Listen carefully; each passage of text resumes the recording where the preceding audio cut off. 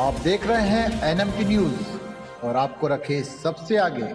Parvati Daund seat पर किस उम्मीदवार का समर्थन करेंगे मनोज जारांगे? बड़ा ऐलान करते हुए दी ये चेतावनी। मराठा आरक्षण कार्यकर्ता मनोज जारांगे पाटिल ने रविवार को कहा कि वे 20 नवंबर को होने वाले विधानसभा चुनाव में पार्वती और दौंड निर्वाचन क्षेत्रों से 2 उम्मीदवारों का समर्थन करेंगे। हालांकि उन्होंने कहा कि इनके नामों का खुलासा बाद में किया जाएगा। दोनों सीट पर वर्तमान में भारतीय जनता पार्टी का कब्जा है, जिस पर जारांगे मराठा आरक्षण का विरोध करने का अक्सर आरोप लगाते रहते हैं। आपको बता दें कि इससे पहले जारांगे ने पहले घोषणा की थी कि वे फुलंबरी, कन्नड़, छत्रपति संभाजी नगर में, हिंगोली, पठारी, परभनी और हदगांव, नांदेड़ में उम्मीदवारों का समर्थन करेंगे। उन्होंने दावा किया था कि वे भोकरदन, जालना, गंगापुर, छत्रपति संभाजी नगर, कलामनुरी, हिंगोली, गंगाखेड़ और जिंतूर, परभनी और लातूर में औसा के मौजूदा विधायकों को हराने के लिए प्रचार करेंगे। ये विधायक महायुति सरकार के हैं। नामांकन वापस लेने की अंतिम तारीख 4 नवंबर है। चुनाव परिणाम 23 नवंबर को घोषित किए जाएंगे। जारांगे के पास पहुंच रहे प्रत्याशी। महाराष्ट्र विधानसभा चुनाव की वोटिंग में अब 3 हफ्ते से भी कम समय शेष रह गया है। ऐसे में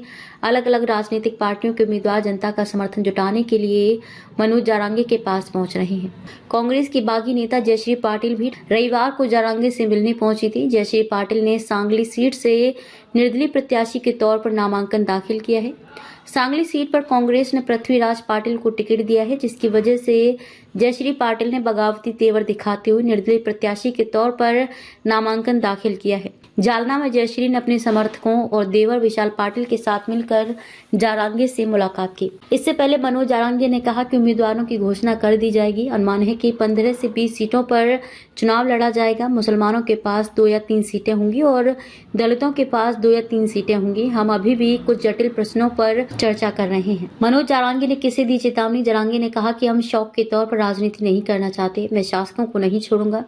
समाज को तोड़ने वालों को खत्म कर दूंगा। मैं बदला लूंगा। मैं नेता बनकर रहूंगा। मैं अपने पूरे परिवार को नहीं जानता। मैं ये भी नहीं जानता कि मेरा बेटा, मेरे पिता कहाँ है। मेरे समाज को परेशान करने वाले किसी व्यक्ति को मैं नहीं छोड़ूंगा। महाराष्ट्र विधानसभा के लिए 288 सीटों पर एक चरण में 20 नवंबर को मतदान होना है। 23 नवंबर को चुनाव परिणाम घोषित किए जाएंगे। आप देख रहे हैं एनएमटी न्यूज और आपको रखे सबसे आगे।